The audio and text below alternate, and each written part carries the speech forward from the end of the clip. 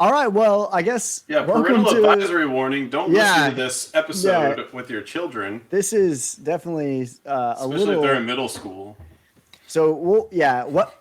First of all, magic morons, welcome to the Magic in the Attic, where again everything is magical. Rest in peace, Priest Paul, once again. And we're doing a top five today that I think he would be proud of. In So his memory. in his memory.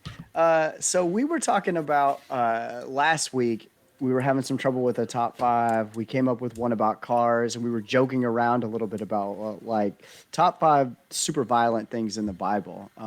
But then we thought about it. We were like, wow, there's some really like kind of messed up stuff in here. So the Bible gets really metal. So here it is: top five most gruesome and or violent things that we found in the Bible. Piano Man, you lead us off. All right, sounds great. Well, my number 5 is from 2 Kings 8, where it describes how they're going to cut kids into pieces and then rip open pregnant women. Mm-hmm. That's kind of self-explanatory and pretty disgusting. Um, I don't think I really need to say much more. Yeah. In the same vein, 2 Kings 6 talks about like they were starving out these people, and they were so hungry that they boiled and ate their kids. No, but here's the messed up part about it, though. These two ladies. I have this with two, so I'll just talk about it now. But these two ladies, the king is coming by, and she's like, "King, please help me." And he's like, "What is wrong, woman?" And she's like, "This woman right Yeah. here came to me, and she was like, 'Hey, let's eat your son today, and we'll eat my son tomorrow.' Yeah. So we boiled my son and ate him yesterday, and then I came to her today, and she hid her son. Yeah, she wouldn't Like, eat him. Yeah. it's God. crazy. Hey, is that the first ever like got him? It's crazy, but like I don't know. when I came up with this list, I tried to imagine it like happening, like almost as if you made a movie about it, would it be disgusting? And I was imagining this would be just the first one, like ripping open pregnant women, like that would just be so horrifying. First of all, then you got eating kids by like boiling them. Like, do they kill them first and Yeah. then boil them, or they just throw them in the pot? I don't There, know. It's there's a messed up. movie by Darren Aronofsky called Mother that happens in it, where like she gets like they like take the baby out of her and they like rip the baby apart, and that's like why I've not watched it. Like when I heard that scene was in the movie, I just refused to watch the movie. So I can only imagine. Spoiler alert. Who cares? Do you want to watch this now? It's disgusting. They My rip a That is baby why. in half. My number 3 is one. It's a story, Christian or not. I think you've heard of this story. Pharaoh's army drowning while crossing the Red Sea. So for me, that's super. I think it's more gruesome to me because number one, I would hate to drown. Like that's the worst way I want to die, and just imagining thousands and thousands of people just drowning to death at the same time, like I'm imagining that in a movie too. I'm like that would be like disturbing to me, just watching tons of people just die drowning. And their horses and everything. Yeah, Yeah. everything just drowns to death. Um, my number 2 is from Judges chapter 4, where Jael drives a tent peg through the head of a guy while he's sleeping. So At least he was asleep. at least he was asleep. Like it. This one actually probably should have been about number 5 because I mean you see spikes through heads and stuff in movies. Yeah. But still, it's kind of funny story. Like a woman just driving a tent peg through a dude's head. Well, and not only that, but she told him to lay down there. Like it was in comforting. Yeah, she gave right? him like warm milk, right? She's like, "Here, take a nap, Yeah. bro." Bam! Yeah. Yep. Yeah. And then my number 1, I'm not really going to go into too much, but it's the entire chapter of Judges, chapter 19. I'm going to let JBM go into it because we I'm just kinda gonna had a read discussion it. before it, but I'm just gonna read the written word. this Okay. is easily the most disturbing thing you will ever hear in your life. Okay. So for context, there was a Levite, and he's traveling, and he needs a place to stay. So he bumps into this guy, and he's like, hey, come stay with me. So starting in Judges 19, verse 22. He says, as they were making their hearts merry, behold, the men of the city, worthless fellows, surrounded the house, beating on the door. And they said to the old man, the master of the house, bring out the man who came into your house, that we may know him. And the man, the master of the house, went out to them and said to them, no, my brothers, do not act so wickedly, since this man has come into my house. Do not do this vile thing. Behold, here are my virgin daughters and his concubine. Let me bring them out now, violate them, and do with them what seems good to you. But against this man, do not do this outrageous thing. Okay, so you already think it's kind of bad. Yeah. But nothing the gruesome men, has happened yet. Yeah. But the men would not listen to him. So the man seized his concubine and made her go out to them. And they knew her and abused her all night until the morning. And as the dawn began to break, they let her go. And as morning appeared, the woman came and fell down at the door of the man's house where her until it was light. And her master rose up in the morning, and when he opened the doors of the house and went out to go on his way, behold, there was his concubine lying at the door of the house with her hands on the threshold. He said to her, get up, let us be going. But there was no answer. Then he put her on a donkey, and the man rose up and went away to his home. And when he entered his house, he took a knife, and taking hold of his concubine, he divided her limb by limb into 12 pieces and sent her throughout all the territory of Israel. And then the very final verse, do you have it pulled up? Yeah, I have it pulled up. Read the final verse of the chapter says, all who saw it said, such a thing has never happened or been seen from the day that the people of Israel came up out of the land of Egypt until this day. Consider it, take counsel, and speak. Oh my goodness. But yes, they raped a girl to death and then cut her into pieces and sent her throughout Israel. Yeah, like a message. And it was a Levite. It was a priest. Oh my goodness. Now, to be fair, and it's funny how the verse itself says nothing like this had ever happened. Like it's like the verse knows this is really messed up. Well, I like how when he opens the door, it says, behold, there was his concubine. Like he forgot about her. Like where did he think she was gonna be? I don't understand. But yeah, that is I don't think that can be topped, but I'm open to interpretation. That's like I said, my number one, if you think about it, is all right. Well, it's not as detailed. Just do your list. I'll do my list. My number one isn't as detailed as that, but it's pretty terrible. All right, so my number 5 was Jael, but Jael, the wife of Heber, took a tent peg and took a hammer in her hand, and she went softly to him and drove a peg into his temple until he was down on the ground. So, like, basically, she not only took a tent peg to his head to kill him, she nailed him to the floor. Dude, that makes me think of that scene from Pan's Labyrinth. Yeah. When he beats that dude with a bottle, and his whole, I mean, I don't know, we're being really gruesome. You mean like with the cheek? Yeah, like his whole face like caves in. Yeah. It's yeah. Yeah, that was the first thing that popped in my mind before I did any like Googling, because I just know that one's gross. My number 3 was 2 Kings 15:16. Therefore, when the city was sacked. I'm sorry, that's number 4. Sorry, this is my number 4.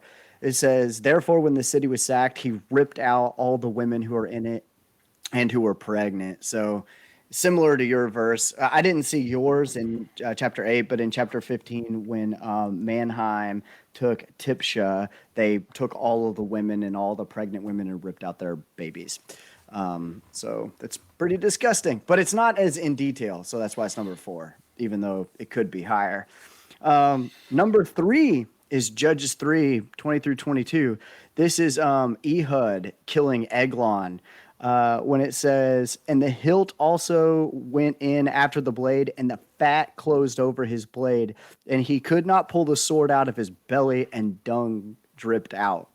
Like, so he stabbed Eglon, and he was so fat that when he tried to pull the sword out, his fat like took over the sword, and he split open and like pooped everywhere. Like, or like it came out of What like his wound. Yeah, because disgusting. Ehud was left-handed. That's how Actually, they did it. the craziest part about this story is it was like it's the most Game of Thrones thing in the Bible. He says, "I have a message from God for you," and then he stabs him. Like, And then he just leaves, and the guards are like, "Oh man, he's like just taking a dump in there." yeah, It is a wild story. It's my number 3 because it's disgusting. Like, he's so fat that he couldn't get the sword out of him. My number 2 was not disgusting, just more violent when Samson killed 1,000 men with the jawbone of a donkey. Man, I ain't gonna have a list. All right. But yeah, I mean, he took a fresh jawbone and slaughtered 1,000 men, and then he bragged about it. He like walked into the city and was like, "Of course he did." Yeah. I got the biggest jawbone in the city. I mean, just think about what kind of force or how many swings it would take. Like, how hard you would have to hit someone to kill them with that. Mm-hmm. But he did it 1,000 times in a row. Yeah. Like, that is disgusting. Yeah. So my number 1, and I know you guys agree with this, I'm sure it would probably be on most, if not all of your lists, if I didn't tell you I was going to put it on, is Genesis chapter 34. I'm not going to read the whole chapter because, I mean, it's long. But so the sons of Israel had a sister named Dinah, and she, let's see here. She had gone to Shechem and spoke with Hamor, and his sons and his soldiers took her and defiled her. So they essentially raped her, or did rape her, I guess.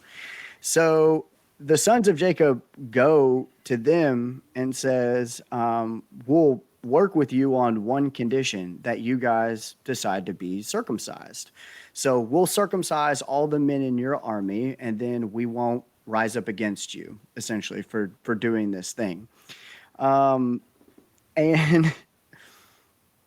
they were like, yeah, we'll do this. And let's see so only on the condition will the men agree to dwell with us, become one people. Every male among us is circumcised as they are circumcised.